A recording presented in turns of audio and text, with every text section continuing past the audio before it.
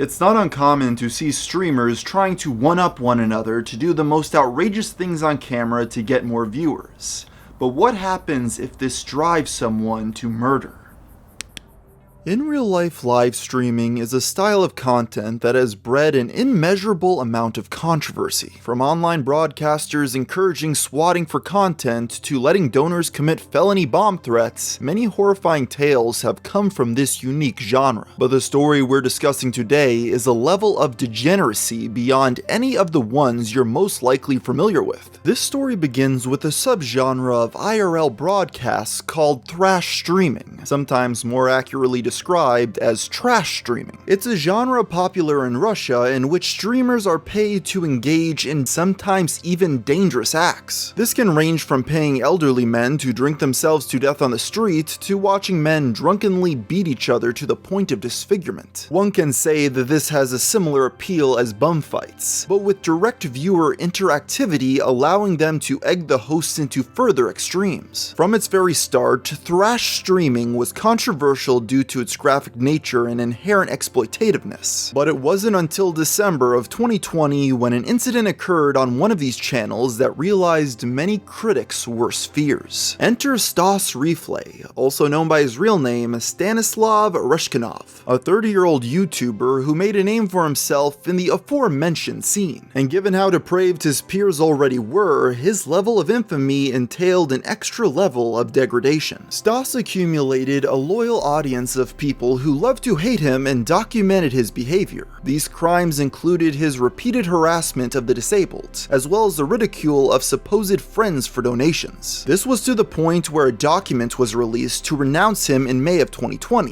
titling him the Moscow Sadist. It details his abuse of a former LDPR deputy the year prior, and is a good insight on how he'd behave for his audience. His abuse of the victim included pouring ice water onto the man while he was asleep, beating eggs over his head, and then throwing his phone off a building so he couldn't call for help.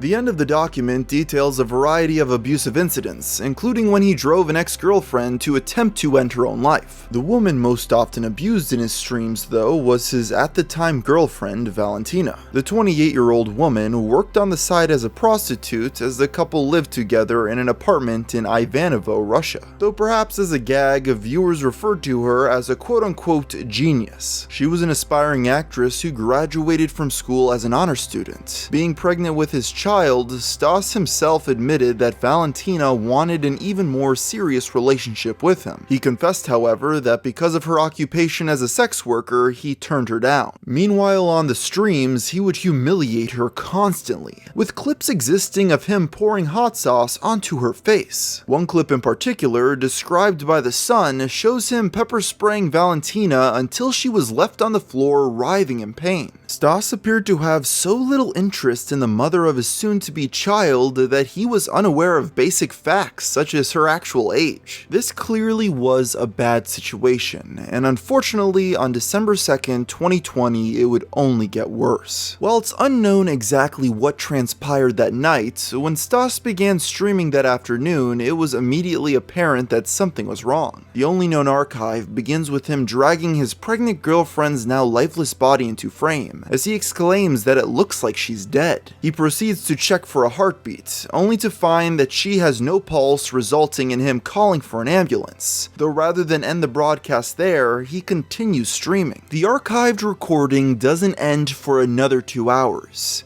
even as paramedics arrived and insisted he turn it off. Instead of listening to them, he began arguing with viewers, stating that he had no regrets because he didn't really do anything, before pointing out that he made the call for help. While all this transpired, he continued to receive donations from his desensitized audience. Given its graphic nature, the incident received global attention, with 2 massive questions remaining in viewers' heads. How exactly did Valentina pass away, and how responsible was Stas for her demise? We'll answer these questions and many more after a brief word from our sponsor.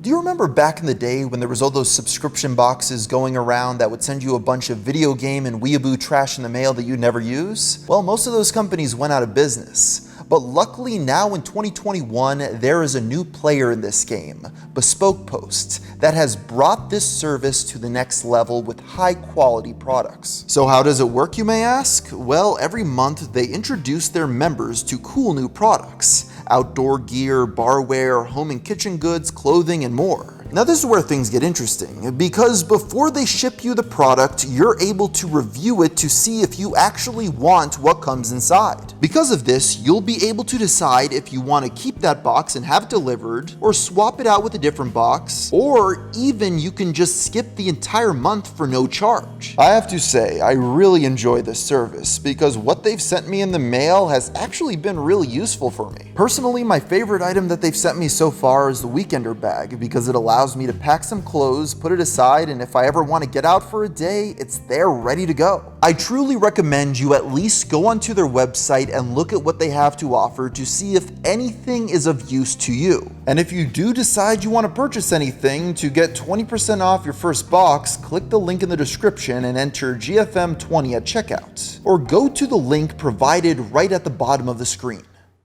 As the story of a Russian influencer that killed a woman picked up steam, many began trying to piece together what really happened. Since the only known archive of the incident begins with his girlfriend already unconscious, allegations of the stream having been live for hours prior surfaced shortly after the publicity. The Sun relayed witness testimony alleging him inflicting multiple appalling acts on her, which included serious head and facial injuries from beatings, and 3 blows to her face. Another viewer that was there live claimed he poured water on her before taking off her jacket and locking her outside in her underwear. This was apparently his way of quote-unquote sobering her up. While that's one theory for his motivation, it's also reported by Russian outlets that a viewer had paid $1,000 to encourage this behavior. Regardless of his motives, once locked outside, Valentina was subjected to the area's environment, which dips to sub-zero temperatures that time of year. Because of this, the most prevalent speculation as to her cause of death, even among investigators, was hypothermia. It was thought that the YouTuber might have locked her out of the apartment for hours, though neighbors claim she had only been in the cold for a short period of time. 48 hours after the incident, Stas was arrested and detained for 2 months by Russian authorities. As the investigation began, it was said that if they found she did in fact die of hypothermia, Stas could face up to 2 years in prison. Still, by this point, the government, online community, and journalists were all left with just a hazy understanding of what had transpired, though with detectives looking into the matter, that tragic night became more clear. Law enforcement found that, as it turns out, Valentina didn't actually succumb to hypothermia,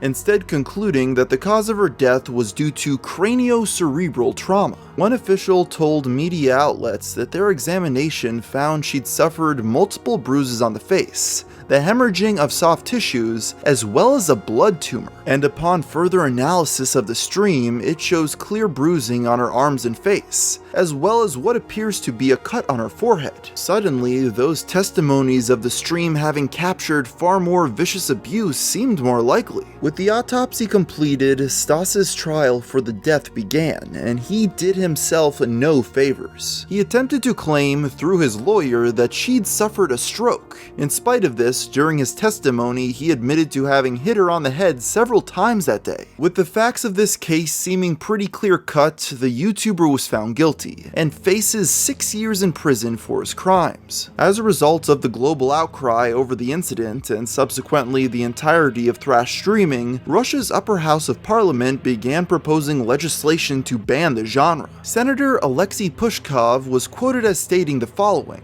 "It is necessary to take legislative measures. There should not be any propaganda of behavior that degrades human life and dignity on the internet." The issue was set to be discussed at the end of January 2021, but when that time came, the genre was instead met with another wave of media attention. This was when a 60-year-old thrash streamer named Grandad drank himself to death at the encouragement of viewers, consuming 1.5 liters of vodka in total. As a result of this now second death, Pushkov issued another statement, this time on Twitter. He wrote that, "A homeless man died during a thrash streaming session.